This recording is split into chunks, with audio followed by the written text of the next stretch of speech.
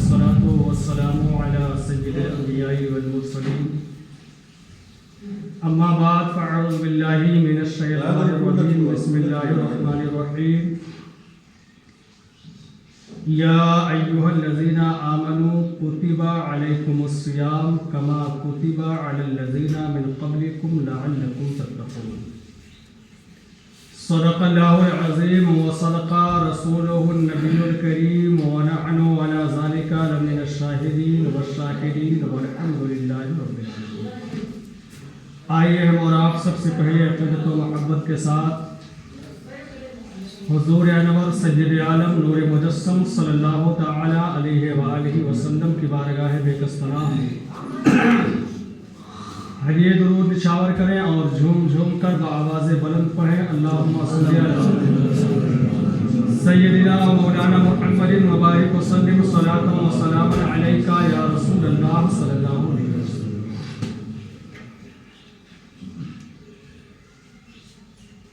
عزیزان ملت اسلامیہ، قرآن مجید فرقان حمید کی ایک بڑی ہی مشہور آیت کریمہ کی میں نے تلاوت کی ہے. اللہ وحدہ لا شریک قرآن پاک کے اندر ارشاد فرماتا ہے اپنے ایمان والے بندوں سے، یا ایھا الذین آمنوا کتب علیکم الصیام کما کتب علی الذین من قبلکم لعلکم تتقون، کہ اے ایمان والو تم پر روزہ فرض کیا گیا ہے اور بالکل اسی طرح سے جس طرح سے تم سے پہلے کے لوگوں پر فرض کیا گیا تھا. رمضان کا روزہ اے مصطفیٰ جان رحمت صلی اللہ علیہ وسلم کے غلاموں تم پر اسی طرح سے فرض کیا گیا ہے جس طرح سے تم سے پہلے آنے والی امتیوں پر فرض کیا گیا. روزہ فرض تم پر اس لیے کیا گیا ہے لعلکم تتقون، تاکہ تمہارے اندر تقوی پیدا ہو، تمہارے اندر پرہیزگاری پیدا ہو اور تم متقی اور پرہیزگار اللہ کے بندے بن جاؤ. یہ قرآن کی آیت کریمہ ہے اور اس آیت کریمہ کے اندر اللہ رب العزت نے واضح طور پر دو چیزوں کا ذکر فرمایا. پہلی چیز یہ ہے کہ روزہ صرف ہم اور آپ پر ہی فرض نہیں ہے، بلکہ ہم سے پہلے جتنے بھی انبیاء کرام رسولان اعظام علیہم الصلاۃ والتسلیم تشریف لائے ان میں سے ہر ایک کی امتیوں پر روزے فرض تھے. یہ اور بات ہے کہ اس کی صورتیں الگ الگ تھیں، اس کا طریقہ الگ الگ تھا، لیکن روزہ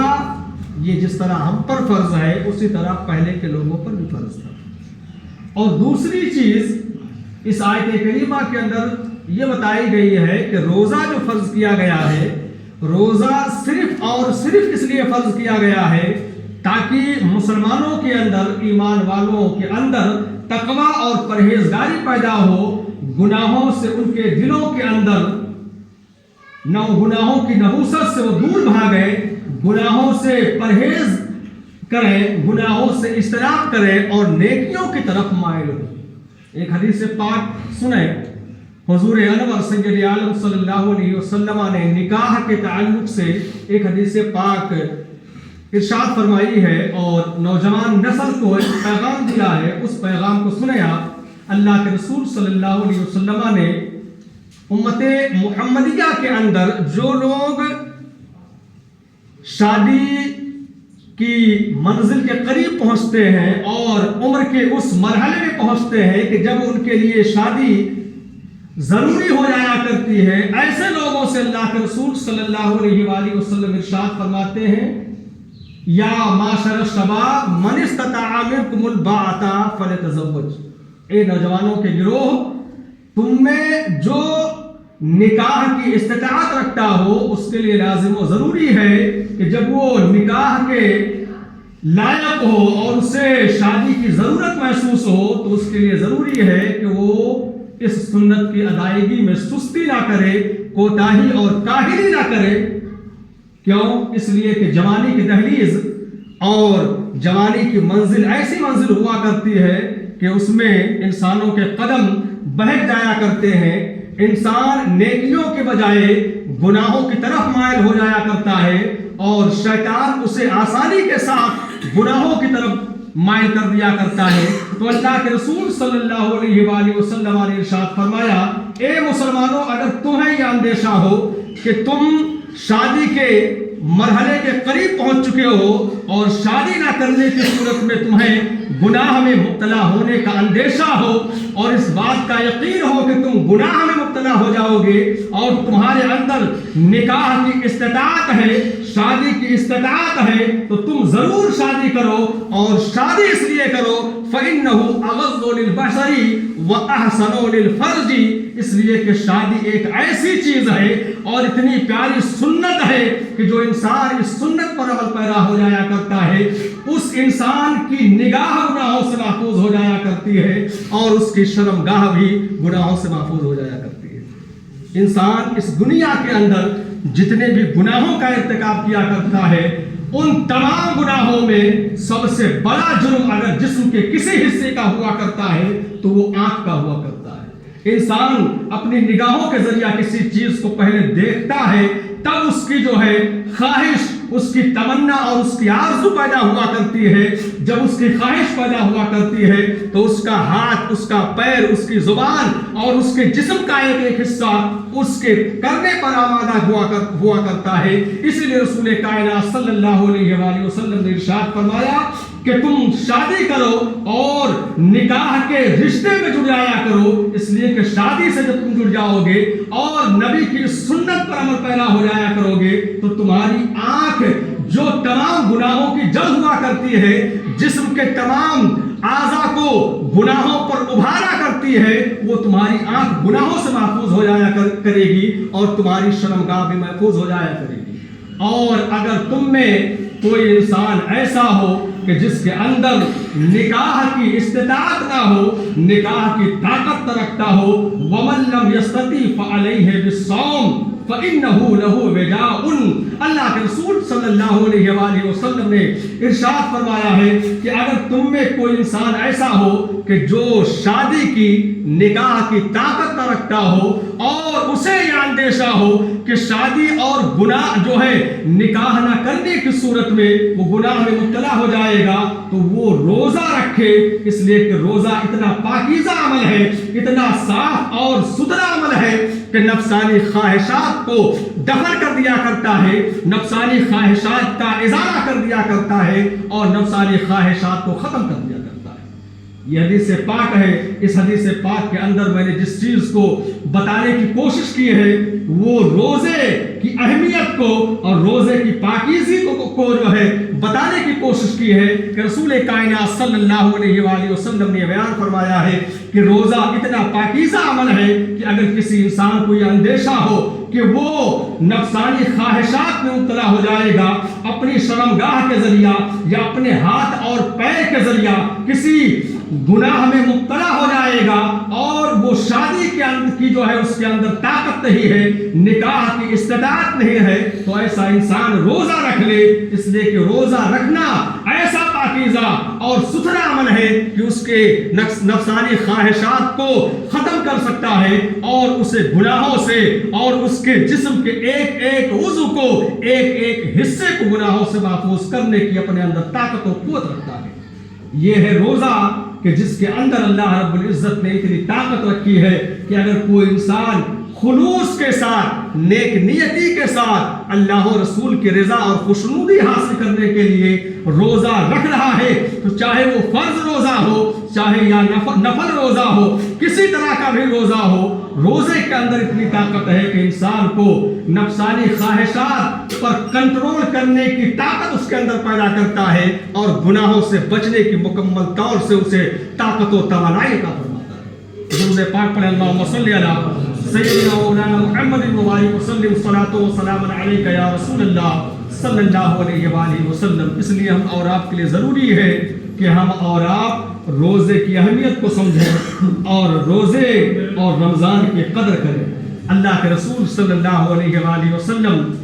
کا معمول صحابہ کرام رضوان اللہ تعالی علیہم اجمعین، جنہوں نے رسول کائنات صلی اللہ علیہ وآلہ وسلم کو اپنے ماتھے کی نگاہوں سے دیکھا ہے، جنہوں نے رسول کائنات صلی اللہ علیہ وسلم کی زندگی کے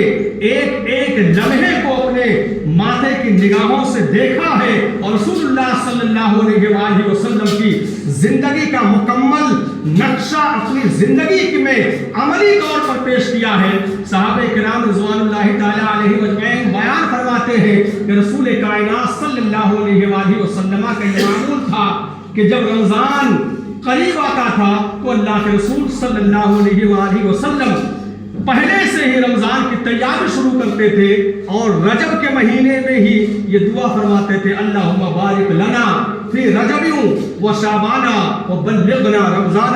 اے اللہ ہمارے لیے رجب کے مہینے میں، شعبان کے مہینے میں برکتیں نازل فرما، اور ہمیں اتنی طویل زندگی عطا فرما کہ رجب اور شعبان کے بعد ہمیں رمضان کے مہینے میں روزہ رکھنے کی سعادت میسر ہو۔ اللہ کے رسول صلی اللہ علیہ وآلہ وسلم کا یہ معمول تھا کہ آپ رمضان کی تیاری رجب کے مہینے ہی سے شروع کر دیا کرتے تھے، اور رجب کے مہینے ہی میں اس کے لیے دعائیں مانگا کرتے تھے، اور رسول کائنات صلی اللہ علیہ وآلہ وسلم کے نقش قدم پر چلتے ہوئے صحابہ کرام رضوان اللہ تعالی علیہم اجمعین بھی رمضان کی تیاری رمضان کے آنے سے پہلے شروع کیا کرتے تھے۔ بزرگان دین فرماتے ہیں، حضرت انس بن مالک رضی اللہ تعالی عنہ بیان فرماتے ہیں کہ صحابہ کا یہ معمول تھا کہ جب رمضان قریب آتا تھا تو رمضان کے قریب آنے سے پہلے صحابہ کرام اپنا محاسبہ کرتے تھے، ہم نے پورے سال کے اندر کس کا قرض لیا ہے، اگر کسی سے انہوں نے قرض لیا ہے تو رمضان آنے سے پہلے ایک دوسرے کے قرض کی ادائیگی کر دیا کرتے تھے، کسی سے اگر کوئی تکلیف ہوا کرتی تھی، کسی سے اگر کوئی رنجش ہو جایا کرتی تھی، صحابہ کرام اپنا محاسبہ کرنے کے بعد رمضان کے آنے سے پہلے ایک دوسرے سے معافی تلافی کر لیا کرتے تھے۔ غرض کہ حضرت انس بن مالک بیان فرماتے ہیں کہ صحابہ کا معمول تھا کہ رمضان کے آنے سے پہلے، رمضان سے پہلے جو سال گزرا ہے اس پورے سال کے اندر جتنی کوتاہیاں انہیں محسوس ہوا کرتی ہیں، ان کوتاہیوں کی وہ معافی رب کی بارگاہ میں مانگ لیا کرتے تھے، اور اس کی وہ مکمل طور سے ان کوتاہیوں اور سستی اور کاہلیوں کو مکمل طور سے وہ ازالہ کر کے تب جا کر کے وہ رمضان کے مہینے کی شروعات کیا کرتے تھے۔ اسی لیے رسول کائنات صلی اللہ علیہ وآلہ وسلم نے ارشاد فرمایا ہے، ان امتی ما لم یخزا ما اقاموا شہر رمضان۔ اللہ کے رسول صلی اللہ علیہ وآلہ وسلم نے ارشاد فرمایا، صحابہ کے طرز عمل کو دیکھتے ہوئے، صحابہ کے طرز عمل کو اور رمضان کے احترام کو دیکھتے ہوئے رسول کائنات صلی اللہ علیہ وآلہ وسلم نے ارشاد فرمایا تھا، ان امتی ما لم یخزا ما اقاموا شہر رمضان۔ اے میرے صحابہ سنو، صبح قیامت تک میری امت کبھی ذلیل نہیں ہو سکتی ہے، میری امت کے افراد کبھی رسوا نہیں ہو سکتے ہیں جب تک رمضان کا احترام ان کے دلوں کے اندر باقی رہے گا، جب تک وہ رمضان کے احترام کو مد نظر رکھتے رہیں گے، رمضان کے حقوق کی ادائیگی کرتے رہیں گے۔ اے میرے صحابہ سنو، صبح قیامت تک جب تک مسلمانوں کے دلوں کے اندر رمضان کا احترام باقی رہے گا، رمضان کی عزت و تکریم باقی رہے گی، اس وقت دنیا کے اندر کوئی بھی چیز ایسی نہیں پیدا ہو سکتی ہے جو میری امتیوں کو ذلیل کر سکے، میری امتیوں کو رسوا کر سکے، میری امتیوں کو دنیا میں کسی بھی مقام پر کسی بھی معاملے میں انہیں ہرا سکے۔ دنیا کے اندر کسی چیز کے اندر یہ طاقت نہیں ہے۔ صحابہ عرض کرتے ہیں، یا رسول اللہ صلی اللہ علیہ وآلہ وسلم، وما یخزیہم فی اضاعت شہر رمضان۔ یا رسول اللہ صلی اللہ علیہ وآلہ وسلم، ذرا آپ یہ بتائیں کہ آپ کی امت رمضان کے احترام کو ضائع کر کے، رمضان کے حقوق کو ضائع کر کے کیسے ذلیل ہو سکتی ہے، کیسے رسوا ہوگی، اس کی صورت کیا ہوگی؟ رسول کائنات صلی اللہ علیہ وآلہ وسلم نے ارشاد فرمایا، اے میرے صحابہ، جب تک امت کے دل کے اندر رمضان کا احترام باقی رہے گا، روزوں کا احترام باقی رہے گا، اس وقت تک وہ ذلیل نہیں ہو سکتی ہے، रुसवा नहीं हो सकती है। और जब इनके दिलों से रमजान का एहतराम खत्म हो जाएगा, रमजान की इज्जत खत्म हो जाएगी, रोजों का एहतराम खत्म हो जाएगा, उस वक्त ये जलील हो जाएंगे, रुसवा हो जाएंगे। इंतहाकुल महारिमे फी, जब तक इनके दिलों के अंदर रमजान का एहतराम बाकी रहेगा, दुनिया के अंदर ये सुरखरुई के मनाजिर को तय करते रहेंगे। और जब इनके दिलों से रमजान का एहतराम खत्म होगा, रमजान की इज्जत व तकरीम खत्म होगी, दुनिया में हर जगह ये जलील होंगे और दुनिया में हर जगह ये जिल्लत और रुसवाई का सामना करते हुए नजर आएंगे। और रमजान का एहतराम ये है, रसूल कायनात सल्लल्लाहु अलैहि वसल्लम ने इरशाद फरमाया, ए मेरे सहाबा, रमजान की इज्जत व तकरीम तुम्हारी इज्जत व तकरीम से जुड़ी हुई है। अगर तुम चाहते हो दुनिया में तुम्हें इज्जत मिले तो रमजान की इज्जत करो, रोजों का एहतराम करो। और अगर तुम चाहते हो कि दुनिया के अंदर तुम जलील और रुसवा हो जाओ तो तुम जो है रमजान का एहतराम ना करो। जलील होना है तो रमजान का एहतराम मत करो। फत्तकू फी शहरी रमजाना फइन्नल हसनात तुज़ाफ़ु फीहि मा ला तुज़ाफ़ु फीमा सिवाह व कज़ालिका सय्यात। ए मेरे सहाबा सुनो, रमजान के मामले में